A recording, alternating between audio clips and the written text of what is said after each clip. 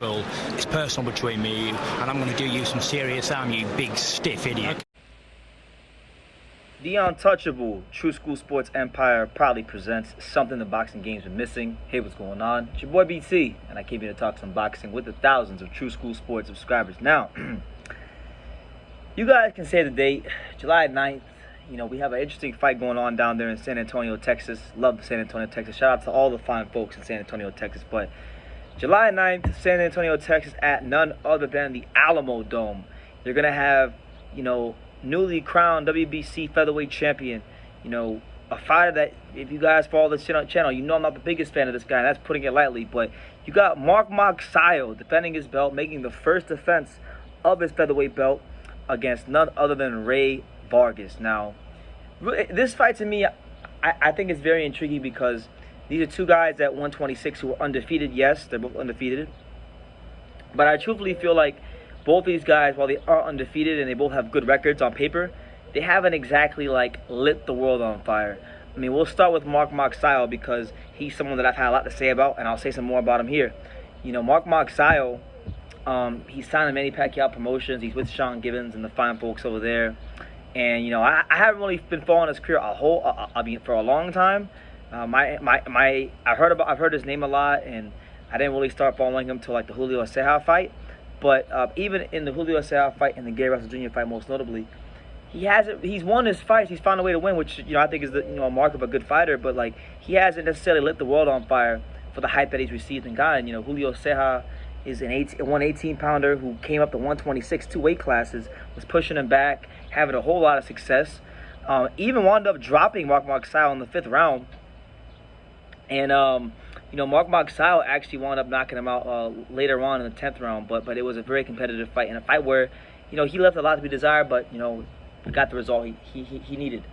He fought Gary Russell Jr., a fight that I thought he was going to lose convincingly, but due to circumstance and Gary Russell Jr. having a bad arm, it made the fight a lot more competitive than it should have been. And while he won the fight, a lot of boxing fans, myself included, thought that maybe Gary Russell Jr. deserved the win, or it could have been a draw. Either way you cut it up, slice it and dice it, it wasn't a fight where there was a definitive winner because there was a majority decision. So I hope at some point we can get that rematch down the line. But I really feel like Magsayo, while he's still a very young fighter, he's 27 years old. This will be his 25th pro fight. I really believe that Magsayo needs to make a statement victory here, and he's fighting a guy in Rey Vargas that, for this weight class, he's very tall, very rangy. Magsayo is 5'6" with a 68-inch reach advantage. Vargas is 5'10.5" with a 70.5. So we're talking about a 2-inch and some change reach advantage. We're talking about a 4-inch height advantage. This really is going to be an interesting fight to see. How can Rey Vargas use that size? How can he use that length? How can he use that strength to keep Magsayo from getting in the range to explode on him and throw the kind of punches he wants, the kind of punches that got Julio Ceja out of there, the kind of punches that will get your attention if you allow him to do what he's good at, which is exploding. He's a Filipino fighter, and we all know that a lot of these Filipino fighters, for the most part, they got that explosive Filipino power punch. A lot of Filipinos just naturally are great power punchers, whether it be Pacquiao, Donaire, Joe Ancajas, Jamil Casimiro, and the list goes on and on and on, and you could add Magsayo to that list. Filipino fighters, traditionally speaking, tend to be naturally heavy-handed. So I think for Vargas, his route to victory is to use that size, that range, and punch volume to keep Magsayo on the outside and not allow him to explode and do what he wants to do. But Rey Vargas, he's got some good wins in the pros. He's beating Azat Hovhannissian, he's beating Oscar Negrete, Ronnie Rios. He had a close fight with many years ago with Gab McDonald, Tomoki Kameda. All the guys that he's fought on his resume that have names that we know about, he's found a way to outwork them and grind them out to a UD. He's never really shown that power at the world-class level. I would go as far as to say if you were to compare who has the better power between a Magsayo and a Rey Vargas, you lean towards Magsayo. Yeah, like I was saying, you would lean towards Magsayo because, well, he had a close fight with Gary Russell his last fight.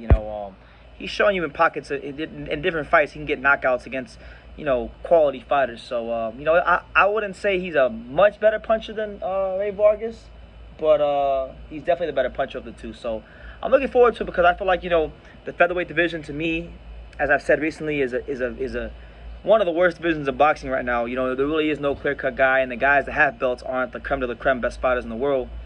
You know, you're gonna have some guys in the next few years that move up to 126. So the division will be getting some reinforcements in the form of guys like Stephen Fulton, Brandon Figueroa, Angelo Leo, Merja Akmadalia. But the top guys at 122 will eventually move to 126 and be fighting guys there. You know what I'm saying? So it's a really intriguing. It's a really intriguing weight class as far as like how it develops and things like that. And I really feel like this is one of the fights that will start to, you know, separate who's who, you know, because Rey Vargas has ran his record all the way to 35-0. I've seen him fight a number of times. I haven't been blown away by Rey Vargas, but then again, I can say the same for Magsayo. I haven't been blown away by him, but to Magsayo's credit, and you know I don't like Magsayo, but to his credit, he has fought some really good names, really good fighters. You know, Gary Russell Jr., top class fighter. Julio Ceja, maybe not at 126, but it really don't matter with Julio Ceja, who you put him in the ring with. He always comes to fight. You know, we saw it against Ringendahl. We've seen it against Hugo Ruiz.